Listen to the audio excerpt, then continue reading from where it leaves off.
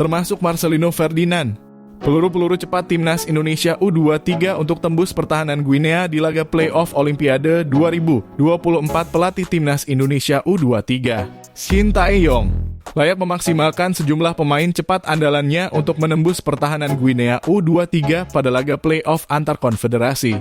Para pemain bisa menjadi senjata andalan timnas Indonesia U23 saat berduel melawan Guinea U23 pada laga yang akan berlangsung di Centre National du Football de Clairefontaine, Paris, Prancis, pada Kamis 9/5/2024. Pertandingan ini sangat krusial bagi nasib skuad Garuda Muda. Pasalnya, ini menjadi kesempatan terakhir bagi timnas Indonesia U-Strip 23 untuk bisa merebut satu tiket tersisa ke ajang Olimpiade 2024 Paris. Oleh karena itu, amunisi cepat andalan Shin Tae-yong harus bisa menampilkan performa yang maksimal, termasuk memaksimalkan potensinya pada laga tersebut. Witan Sulaiman selebrasi pemain timnas Indonesia U23. Witan Sulaiman setelah mencetak gol kedua ke gawang Yordania U23 pada laga ketiga grup A Piala Asia U2030 2024 di Abdullah bin Khalifa Stadium, Doha, Qatar, Minggu 21/4/2024. Dalam kurung AFP atau Karim Ja'afar, Witan Sulaiman menjadi salah satu pemain gesit milik timnas Indonesia U-Strip 23 di lini depan. Winger berusia 22 tahun itu sudah membuktikan peran krusialnya pada ajang Piala Asia U-Strip 23 2024. Sebab dari 6 pertandingan, Witan selalu dipasang Shin Tae-yong sebagai starter. Aksi terbaiknya tersaji pada laga melawan Yordania.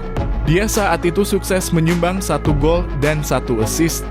Pergerakan cair Witan di lini depan inilah yang mesti bisa dioptimalkan. Sebab pemain Bayangkara FC itu punya pergerakan yang licin di ruang antarlini untuk membongkar pertahanan lawan. Fajar Fatur Rahman pemain lainnya yang juga memiliki kecepatan tinggi di skuad Garuda Muda ialah Fajar Fatur Rahman. Pemain asal Borneo FC ini memang lebih sering dipasang Shin Tae-yong mengisi sektor wingback kanan. Fajar jadi salah satu pemain paling penting di sektor ini. Sebab dia setidaknya sudah 3 kali bermain sebagai starter di Piala Asia U-Strip 23 2024. Posisinya bergantian dengan Ilham Rio Fahmi di sektor yang sama.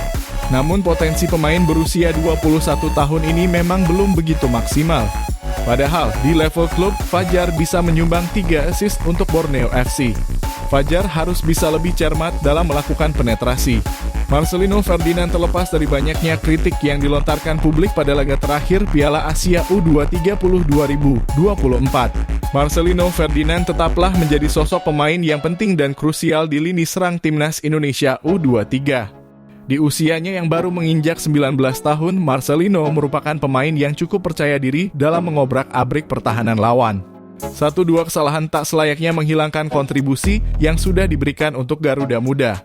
Kecepatan serta kemampuan olah bola pemain KSMK Deinze ini tampaknya akan kembali menjadi senjata utama timnas Indonesia U-Strip 23 saat menghadapi Guinea U-Strip 23.